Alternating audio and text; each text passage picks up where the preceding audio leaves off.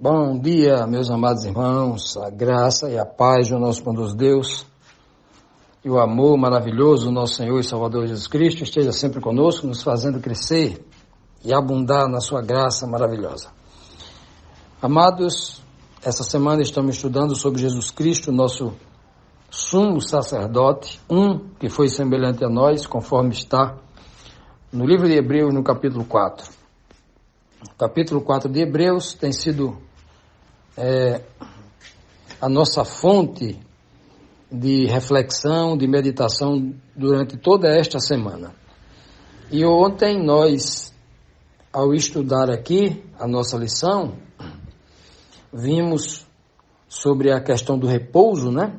Finalizando a questão do repouso, muita gente não entrou por causa da desobediência, e Paulo apresenta um problema para a desobediência. Vamos solucionar o problema, que é a palavra de Deus, que ele apresenta como uma espada de dois gumes, viva e eficaz, capaz de matar a velha criatura, e em seu lugar, no mesmo corpo, nasceu uma nova criatura espiritual, para a honra e glória de Deus, sendo o exemplo de Cristo, refletindo nele o caráter de Cristo, as ações de Cristo. Isso é muito, muito confortante. A palavra de Deus é maravilhosa nesse e muitos outros sentidos. Hoje, na pergunta 9, nós temos aqui o seguinte questionamento. O religioso hebreu poderia viver de aparências diante de Deus, mas em desobediência em espírito? É possível isso? Não só o hebreu, a gente está perguntando aqui o hebreu porque a carta é aos hebreus, mas a gente pode perguntar para o religioso de hoje também. Será que hoje nós, religiosos, poderíamos viver de aparência diante de Deus? Ou seja, todo mundo na minha rua sabe que eu sou crente porque eu me visto como crente, eu falo como crente, os meus assuntos é de crente. Todo mundo sabe que eu sou crente, porque me vê indo para a igreja com a Bíblia debaixo do braço, tal, né? Ok. Mas, no espírito, no fundo da minha alma, quando ninguém da rua está me vendo, quando eu estou entre quatro paredes, na minha mente, nos meus planos, nos meus projetos, nas minhas intenções, na minha índole, eu sou crente? Olha só. Esse é o teor da pergunta. Vamos procurar aqui essa resposta no versículo 13. Hebreus 4, versículo 13 diz assim: E não há criatura alguma encoberta diante dele, diante de Deus. Antes todas as coisas estão nuas e patentes aos olhos daquele com quem temos de tratar. Que linguagem, né? O apóstolo Paulo aqui está usando aqui uma linguagem muito firme. Olha, e não há nenhuma criatura no universo que possa se esconder dos olhos de Deus, que possa se encobrir, se esconder, né? Porque todas as coisas no universo estão nuas, patentes diante da face de Deus. Ninguém pode. Então a gente pode até se esconder de um vizinho, se esconder de alguém que está lá, né? Lá numa cidade a milhares de quilômetros da gente, né? pela internet a gente apresentar uma coisa, uma foto lá, né? Mas por trás é outra coisa, não é isso? A gente pode até fazer isso, mas diante de Deus não. A gente faz isso com o homem. O grande rei Davi, né, inspirado por Deus para escrever o Salmo 139, para mim o salmo mais lindo de toda a Bíblia, né? Muito lindo aquele salmo, falando da onipotência, da onisciência e da onipresença de Deus. Lá pelo versículo 7 ele diz assim, olha, para onde eu fugirei do teu espírito? Para onde fugirei da tua face?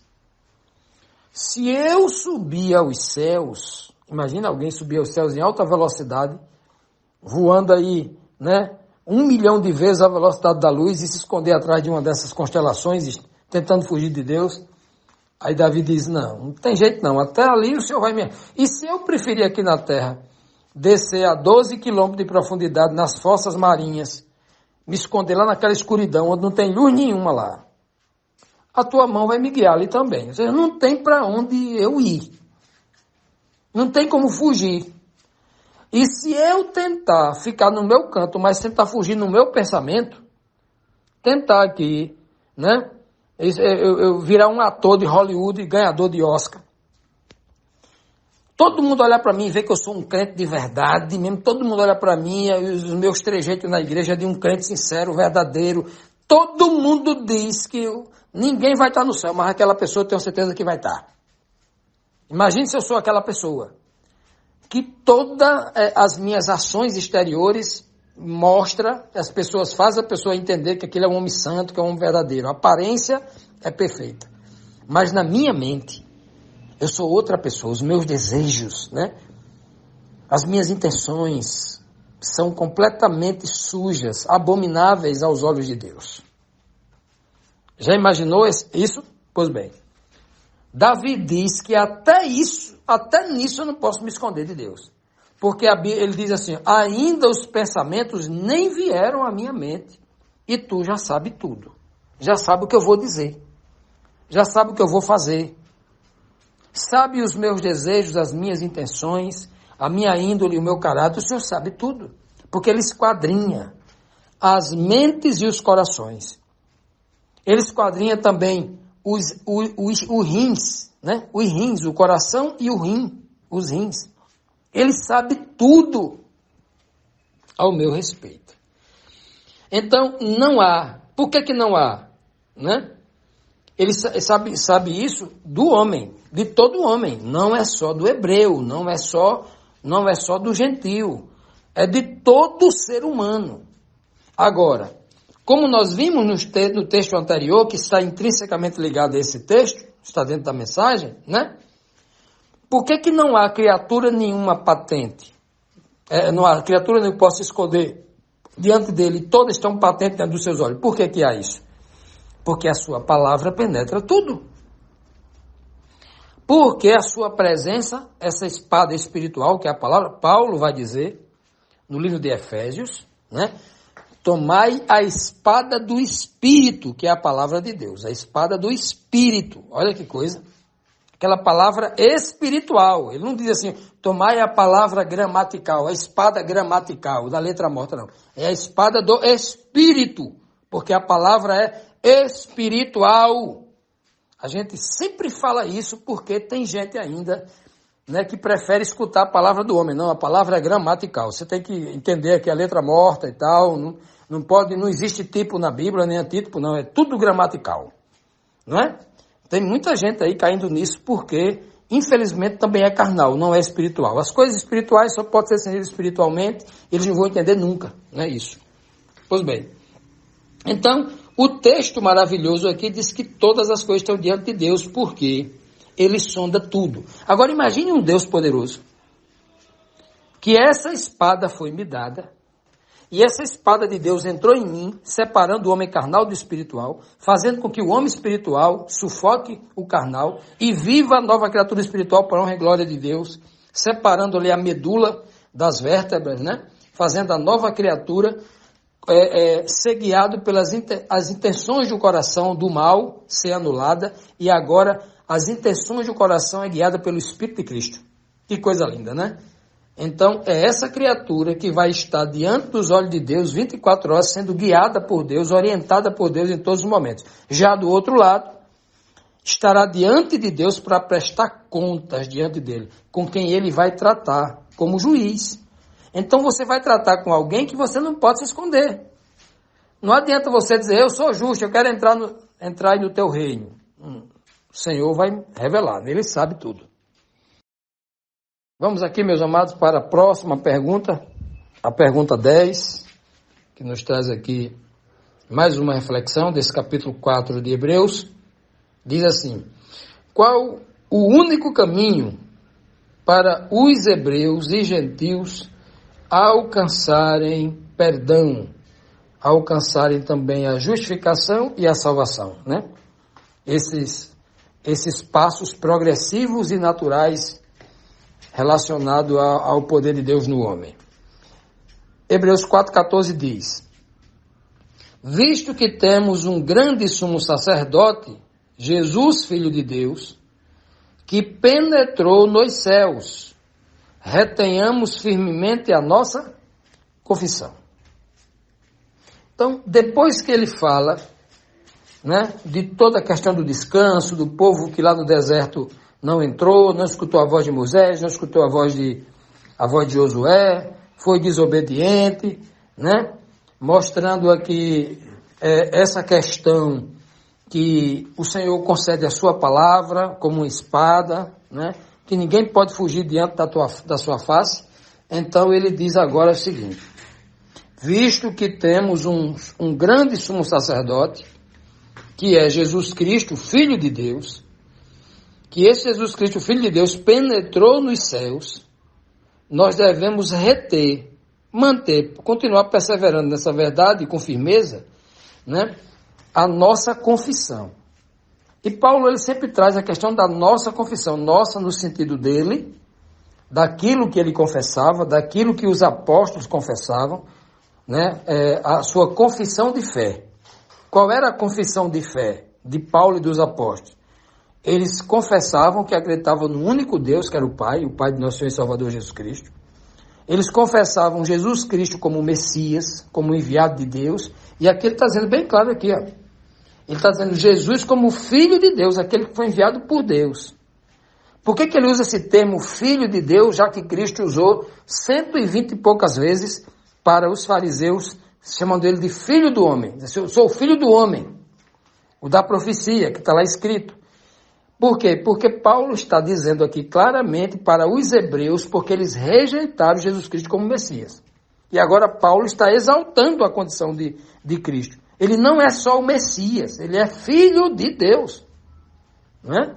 Olha que coisa, né? O que ele está dizendo aqui. Falando justamente aos hebreus, ele se apresenta como Filho de Deus, né? Porque o Filho de Deus penetrou nos céus, retenhamos. Por que Paulo agora? Paulo vai falar duas coisas importantes aqui, ó. Diz que este Filho de Deus que vai penetrar nos céus, assim como a palavra de Deus deve penetrar em nossa carne para matar, Jesus Cristo entrou nos céus. Olha só, entrou no céu. Por que ele vai dizer isso? Vai usar o termo penetrou nos céus e usar o termo confissão. Porque ele, no versículo 14 aqui, ele está justamente preparando a plataforma, a base, para a transição da informação que ele vai falar no versículo 15, que é justamente o verso síntese dessa semana. O que está no versículo 15? Jesus como sumo sacerdote. Aquele sumo sacerdote que, como nós, foi tentado em tudo. Então, o que é que o sumo sacerdote faz? Ele entra no lugar santíssimo, ele penetra no lugar santíssimo para estar diante de Deus, como diz o texto. Como diz o texto anterior aqui, ó. Nenhuma criatura está distante dos olhos de Deus. Não. Todas as coisas estão nuas e patentes diante daquele com quem nós temos que tratar. Jesus entrou nos céus para tratar diretamente com Deus face a face. E tudo que Cristo faz, o homem vai fazer. O santo que for salvo vai fazer a mesma coisa atrás dele. Também já vimos sobre isso, né? Então, por isso que ele está usando o termo aqui, Jesus penetrou nos céus. Os santos também irão penetrar diante de Deus. para estar face a face diante de Deus. Como está dizendo aqui nos céus, né? Face a face diante de Deus. Então, todo ser humano vai estar face a face diante de Deus. Então, a gente tem que reter com firmeza a nossa confissão. Ou seja, o que é a nossa confissão? Aqui não é só a confissão no sentido de eu confessar os meus pecados a Deus e implorar para Cristo como meu intercessor, né? Porque o Espírito de Cristo foi enviado à minha mente para que ele possa interceder por mim, para que o meu pecado seja perdoado e eu tenha uma segunda chance e não volte mais a cometer aqueles erros e seja justificado pela obra expiatória de Cristo com seu sangue precioso, né? Olha que coisa linda. Então a confissão aqui não é só o confessar o pecado, é muito maior do que isso. A confissão é você dizer assim, olha, eu era um pecador, a espada veio, entrou em mim, matou o velho homem, transformou a nova criatura, e por causa de Cristo eu me tornei uma nova criatura, e eu continuo vivendo e confessando esta fé, continuo vivendo esta verdade, segundo o seu exemplo, segundo a sua palavra eficaz e poderosa, que transformou a minha vida, e me fez um homem obediente à palavra de Deus, à sua santa lei, conforme o exemplo de Cristo, que morreu sem pecar. A partir do momento em que Cristo viveu nesta terra, até morrer sem pecar, a nova criatura que nasce em Cristo, ele também vai viver sem pecar. Né? Porque Cristo está nele, Cristo está agora comandando a sua vida. Né? Não decidindo por ele, mas mostrando a verdade, dando-lhe poder para praticar a verdade que ele quer, que ele escolheu fazer. Né? Uma coisa que Deus não faz, e Cristo também, o Espírito de Cristo não faz em nossa mente, é decidir por nós, tirar o nosso livre-arbítrio. Né? Eu quero, é como se alguém dissesse assim, eu quero odiar aquela pessoa, eu quero matar aquela pessoa. Aí o Espírito de Cristo vai, amarra minha mão, meus pés e fecha minha boca para eu não falar nada de ódio contra ele e nem ir lá matá-lo. Não faz isso, não faz isso. O Espírito de Cristo em nós nos convence do nosso pecado, que aquilo é um pecado, que aquilo não vai levar para lugar nenhum, me convence do pecado, me convence da justiça, o que é bom eu pensar, eu fazer com ele, o que eu quero que ele faça comigo, me convence que esse não é o bom caminho, que eu tenho que perdoá-lo porque eu também erro e vou precisar do perdão de alguém, né?